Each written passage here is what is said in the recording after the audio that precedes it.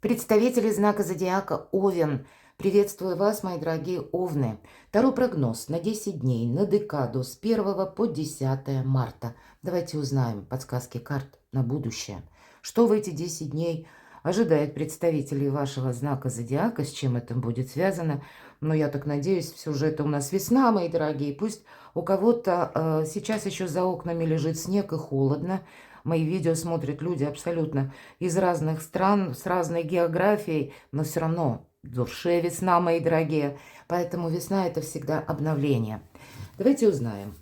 У нас две колоды по традиции, или нормально, на которых мы события узнаем, и колода Таро. И первые карты мы с вами достанем 4 события, которые будут влиять или оказывать влияние на вашу жизнь в эти 10 дней. С чем это может быть связано? 4 карты достаем.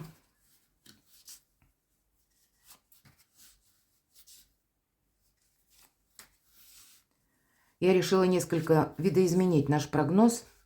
И если первые карты у нас идут на Ленорман, а вот следующие мы по 2 карты достанем из колоды Таро. И это будет как к чему все идет. То есть хорошо, события мы как бы видим. Ну, пусть нам карты не расскажут прямо вот точно, что произойдет с каждым из нас. Будем реалистами, я об этом все время говорю.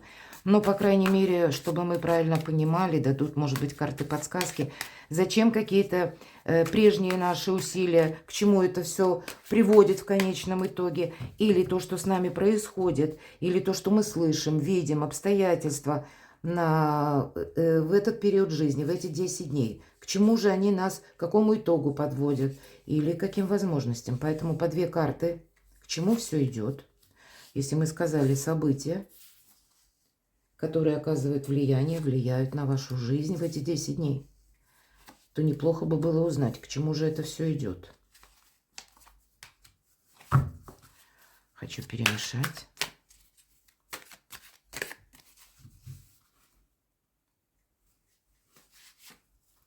И тоже достанем 2 карты. Третья у нас позиция будет. И мы ее назовем так. Что случится или произойдет?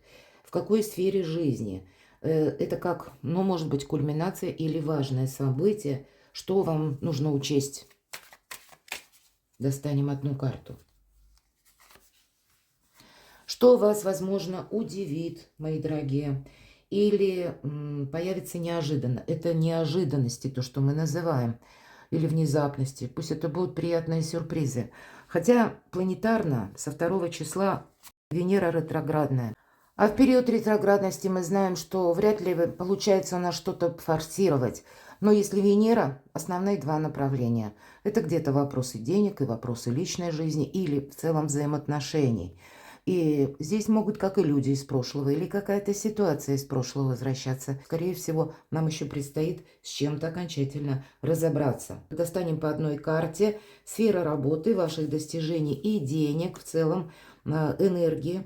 Сфера любви и личной жизни, мои дорогие. И достанем с вами совет от карт, который откроем в самом конце. Давайте будем узнавать. Первое событие. Сначала откроем сами по себе события. Якорь. Сохраняй себя. Сохраняй все то, чего ты уже достиг.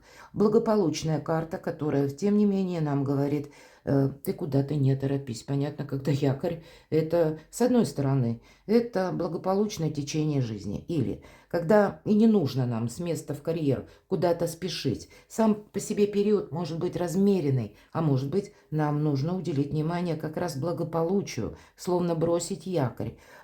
Понятно, что с элементом неторопливости решить какие-то вопросы или до конца завершить, может быть, некоторые процессы или темы, к которым вы уже прежде, ранее приступили.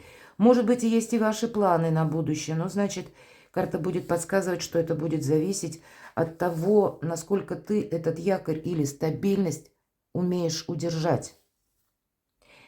Да, и удерживать, потому что на кону еще словно выбор. Карта развилка говорит о том, что выбор все же делать придется. Но опять же, в более спокойных энергиях. Давайте мы достанем. То есть уверенность, в принципе, благополучные 2 карты, которые говорят об новом интересе, например. и у каждого здесь по-своему. У кого-то может меняться, например, если вы собирались переезжать, или на кону стоит выбор по работе, значит, тоже определиться нужно. У кого-то это совпадет по отношениям. Но выбор есть, и значит, есть варианты. Ну и понятно, если мы делаем этот выбор, на что-то мы соглашаемся, ну, а вторая часть, или, может быть, третья и четвертая, мы неизбежно отказываемся. Время подведения итогов, но постепенное. Потому что вот эта карта, я ее часто называю карта судьбы. Крест. На чем-то мы буквально можем поставить крест. Но нам еще предстоит, как поставить в чем-то точку, разобраться и, может быть, обойти вот эту груду камней или вот этот постамент, который может символизировать завершение тех вопросов, по которым есть еще пока какая-то неопределенность. Если мы говорим итоги, мы подводим, делаем выборы, подводим итоги. Вот как раз об этом эти две карты. Тогда примите во внимание, мои дорогие овны, знаете, как-то фундаментально у вас должны быть подведены итоги. В эти 10 дней, может быть, это одна какая-то тема или вопрос, или определиться, вы окончательно сможете в эти 10 дней.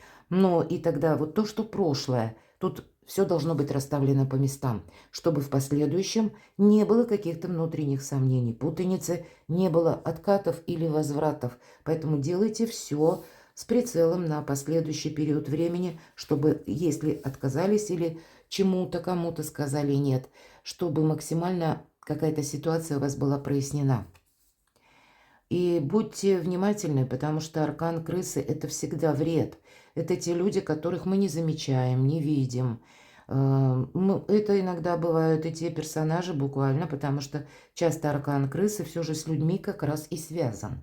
То есть нам могут демонстрировать лояльность, нам могут демонстрировать даже хорошее расположение по отношению к нам, а тем не менее люди ждут либо на какого-то подвоха или удачного момента, когда позлорадствовать, может быть и так. Ну, не несет эта карта какого-то воодушевления, будем реалистами. И поэтому вам нужно беречь себя. Может быть, с этого поэтому у нас и начинается наш расклад, вот этот якорь «береги себя» и все то, чего ты достиг. И по крысам тут ведь по-разному. Нас могут склонять, чтобы мы на что-то согласились, нам могут пытаться что-то доказывать, или наоборот, пафосно предлагать и говоря, что ну, это какой-то беспроигрышный проект, у каждого по-своему. Давайте узнаем, к чему же все идет. Вот этот самый якорь, что это может для вас означать. Ну вот, вообще я не рассматриваю перевернутых значений, но в данном случае, если эта карта, она как бы усиливает значение этой карты, открой глаза.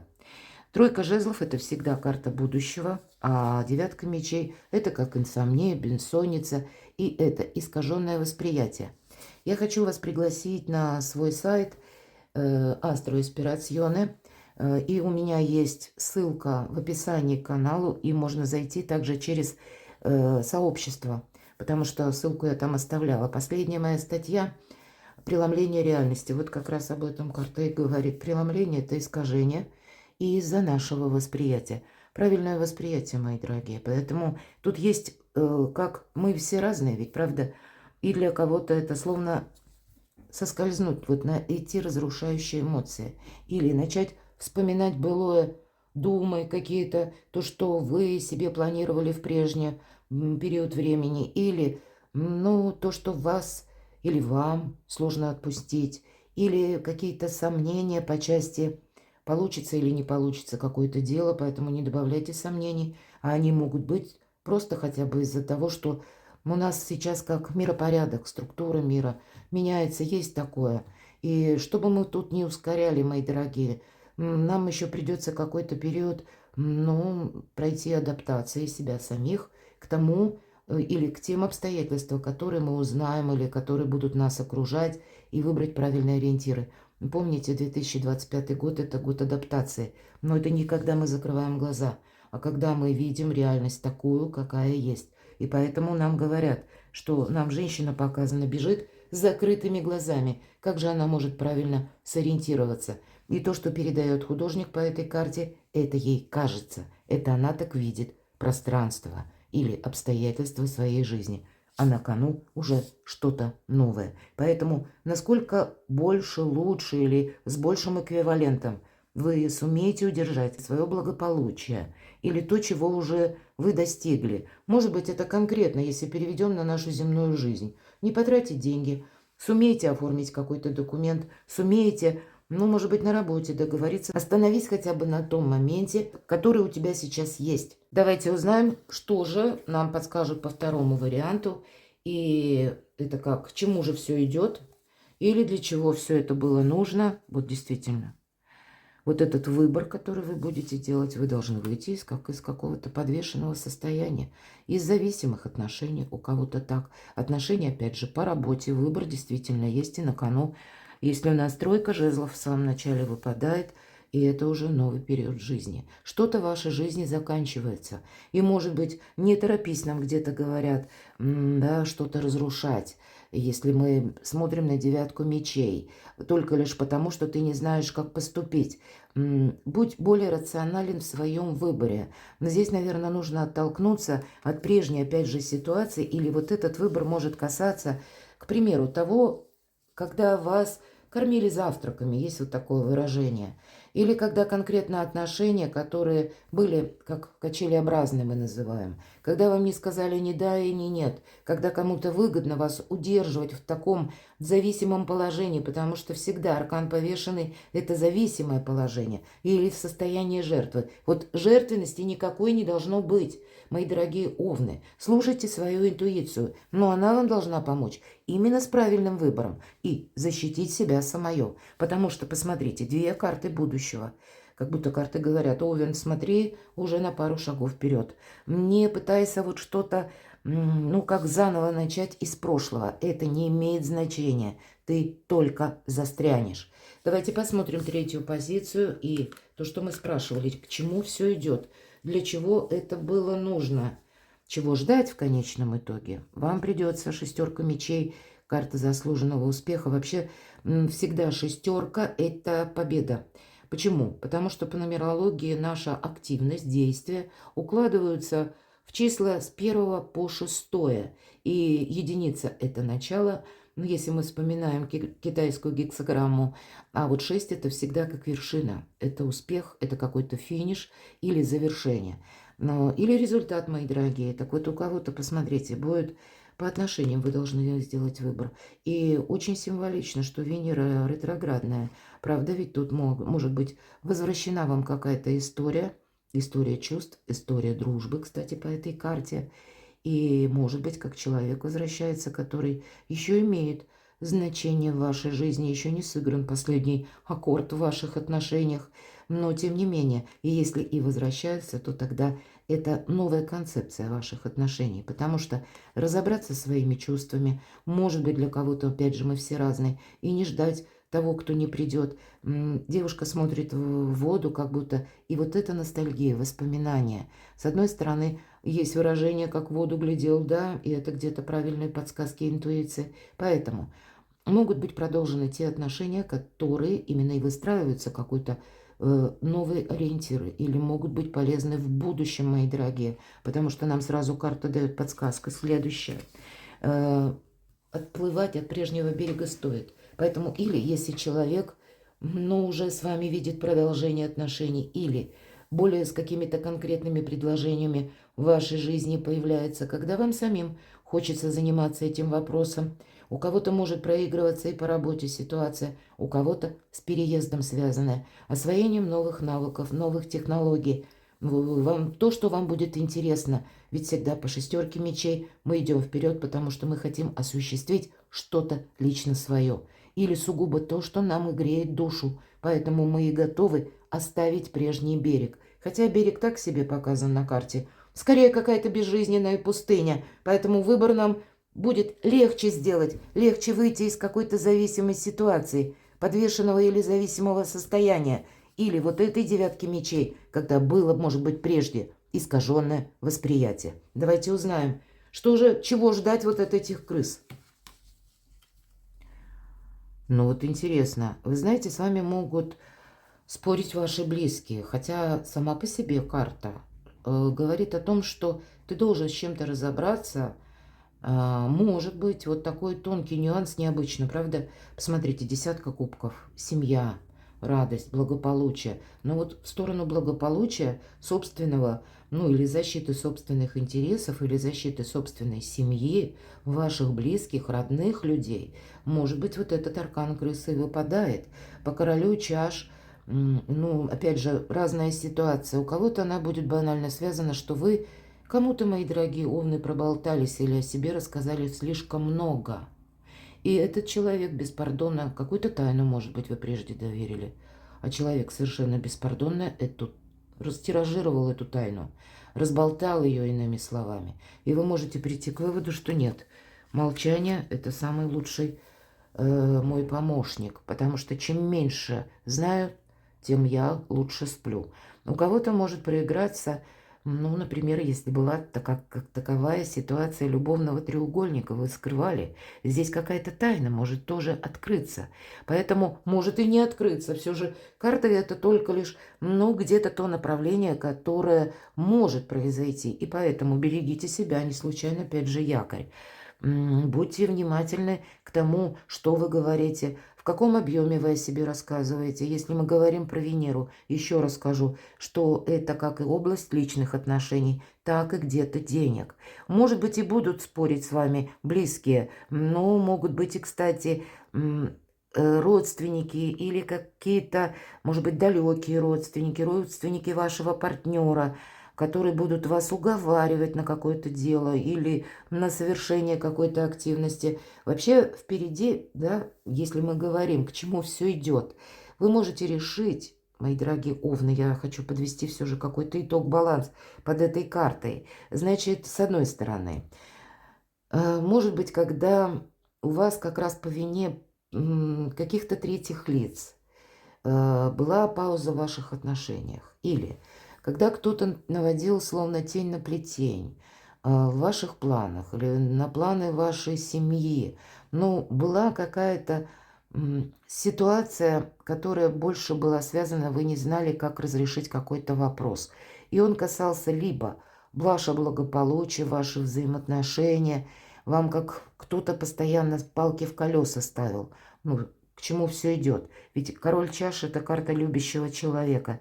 И десятка чаш – это в целом, когда мы в нашей семье или с нашими близкими умеем договориться или прояснить какую-то ситуацию, или, может быть, обустроить наше благополучие, тут ведь у каждого по-своему. У кого-то могут, опять же, совпасть вопросы переезда, а прежде были несогласия, потому что, ну, были какие-то прения, кто-то да говорит, а кто-то говорит нет. Поэтому в целом благополучная карта и на добрый период времени с хорошими энергиями.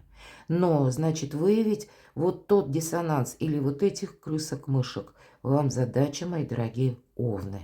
Но если прежде уже была патовая ситуация или даже, пусть я могу предположить, был любовный треугольник, тут не для всех это проиграется, это может быть как карта предупреждения. Но я хочу сказать, что даже если вы, предположим, о себе прежде рассказали много, или кто-то вас видел с другим человеком, и это могло внести, ну, некоторый диссонанс или даже ссору вызвать в вашей семье, мои дорогие овны, вы сумеете со своими близкими найти взаимопонимание. Нейтрализовать, я вижу, вы сумеете воздействие вот этих крыс. Хорошо, давайте пойдем дальше. Что же случится, как квинтэссенция говорила, или важное событие, что вам нужно учитывать? Это можно сказать как и подсказка. У вас на кону солнце, у вас на кону благополучие. Поэтому да, от мышек, крысок нужно избавляться. Но у вас есть прекрасный приоритет договориться со своими близкими. Может быть, по десятке кубков это где-то на грани и чувств, и материализма. Совместить, наверное, мои дорогие, у нас сейчас лунные узлы на оси рыбы и дева. И это возвышенное и земное нам нужно объединить. Или ваши планы, может быть, творческие, может быть, ваше желание изменить свою жизнь или изменить вообще парадигму ваших каких-то последующих достижений. И здесь могут быть конфликты, потому что одно дело – это наши достижения, другое дело – это сложно бывает объединить, когда мы имеем семью, когда мы имеем детей. Ну, правда, нам нужно для этого время, и с нами могут не соглашаться, а для нас согласие необходимо получить, потому что свободное время у нас стоит в первую очередь на кону. Но, значит, каковы бы ни были сложные вопросы, каковы бы ни были вот эти самые палки в колеса или крысы-мыши, вы сумеете из этого отстроить прекрасное благополучие. Ведь очень положительный нижний ряд, и поэтому это не случайно вам выпадает карта Солнца, выбора правильного направления, или то, чем вы будете заниматься до конца 2025 года, как и брать правильные ориентиры, так и обустраивать свое новое качество жизни, мои дорогие. Что вас удивит или какие неожиданности могут быть? Вообще ваша карта. Эта карта статусная. Вы можете согласовывать в высоких инстанциях какие-то документы, важные бумаги. Человек может появиться, тот, который где-то вам будет помогать. Я такое могу предположить, потому что благополучные карты выпадают вообще в целом. И карта Солнца. Единственное, я бы сказала, все же это ваш статус, это ваши возможности, однозначно. Но неожиданности. И тогда карта может подсказывать, что это ваши планы могут столкнуться с новостями или с некоторыми событиями, когда вот вы запланировали делать в одном каком-то ключе, да, или действовать, а здесь приходит новость, что нет, не к тому чиновнику нужно обратиться, или не один документ составить, а несколько, учесть еще какие-то тонкие нюансы. Помните, будьте мудрыми императорами, потому что мудрый император ставит перед собой цель, и он понимает, что я не могу изменить обстоятельства раз, и я не могу изменить мнение людское. Поэтому он готов корректировать мелкие планы, чтобы основная главенствующая цель была достигнута. Поэтому гибче быть придется. Может быть, вы и столкнетесь с тем, что вы узнаете, выходят новые законы, какие-то новые положения. Опять же, учитывать эти самые обстоятельства. Но, мои дорогие овны, смена статуса у кого-то через личную жизнь может произойти. И здесь у каждого по-своему. Да, здесь могут, как люди из прошлого, или мы говорим, какая-то прежняя, может быть, дружба, она пересматривается, и вы вместе, или даже куда-то отправиться надумаете, или будете продолжать отношения совершенно в другом уже контексте, или что-то подобное вы будете проговаривать. Откровенные разговоры какие-то могут быть, которые через личную жизнь ведут к смену статуса. Я могу допустить для тех, у кого, может быть, прежняя история была со знаком минус, тут тоже может произойти смена статуса. Вы постепенно будете завершать, оформлять де юре, ну, наверное, тот союз, который, увы, уже не может быть продолжен, потому что у вас на кону ваше солнце, ваше будущее. И если прежняя история любви не сложилась, ну, вот как-то так произошло, это не значит, что мы жизнь свою на паузу ставим. Нет, это значит, будет новый человек в вашей жизни, и будет более счастливая история. У кого-то смена статуса может проиграться и через работу, через изучение каких-то новых наук, или расширение вашего бизнеса, или сама по себе карьера тоже, опять же, статус. Давай, но это где-то в неожиданностях, то есть могут быть такие мелкие элементы. Но давайте, сфера работы и ваших достижений. Не нарушаем закон. Буквально равновесие какое-то должно быть. То, что в одной чаше лежит, то и в другой чаше должно уравновешиваться.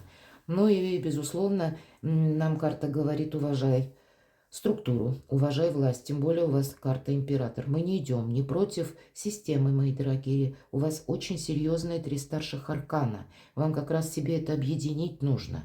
И, может быть, вы с чем-то не соглашаетесь. Но помните, что мы только люди, и мы не влияем конкретно не на решение сильных мира сего. Ну и законы мы тоже с вами не изменяем. Поэтому вот этот баланс или внутреннее равновесие держать приходится. Но когда мы поступаем по закону, то тогда и закон в отношении нас как защита работает. Поэтому, может быть, для вас по сфере работы часто эта карта говорит еще и о том, что наши прежние усилия окупаются сторицей. Конечно, аркан говорит, если ты где-то прежде совершил ошибку, то теперь, возможно, тебе придется с чем-то разбираться. Это вы примите к сведению. Но разобраться вы можете. Потому что либо у вас будет какой-то союзник, либо вы сами найдете в себе силы и вот где-то сдерживающую такую энергию, желание найти баланс, быть гибче и себе не навредить дважды. И карты, может быть, для кого-то как раз и подсказывают, вот эти мыши-крысы, что ты тут не время тебе благодушествовать или не время доверять, может быть, всем. Доверяй, но проверяй.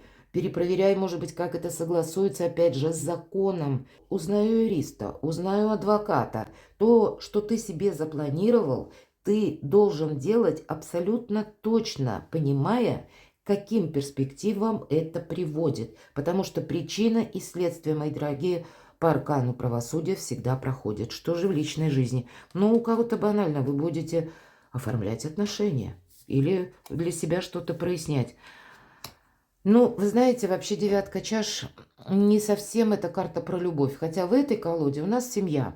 И в целом это благополучие. Десятка чаш, девятка чаш. И правда, вы многие вопросы можете закрыть. Это больше карта про деньги или про какую-то материальную основу. И это материализация наших проектов, об этом говорят. Но может быть у кого-то личная жизнь, как встала на паузу, потому что не получены документы. И это уже мир материальный. Или были какие-то сложности в плане денег, мои дорогие. Вот здесь вы можете даже личную свою жизнь прояснить через материальную составляющую. Вообще благополучная карта, и больше нам говорят в этой колоде о том, что у нас какой-то, знаете, ну как пространство помогает, или не случайная случайность, или в принципе какие-то добрые энергии, как Вселенная помогают на долгий период времени. Для вас нет ничего невозможного. Давайте карта совет.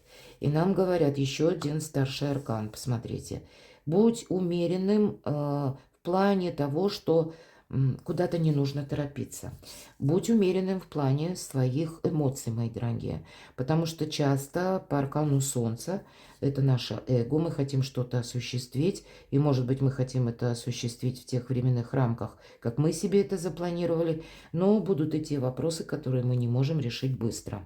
И по аркану правосудия, правда, у кого-то придется ожидать документов, и тут мы не можем ускорить какой-то регламент или то, что по закону прописано, поэтому придется подождать. И, может быть, поэтому вот аркан якорь нам говорит: сохраняй себя, удерживай свое положение, свой статус. Ты, словно от этого пункта, ты должен построить новое качество жизни. Перекладывайте на себя, мои дорогие, любимые овны, и будьте счастливы, будьте любимы всегда.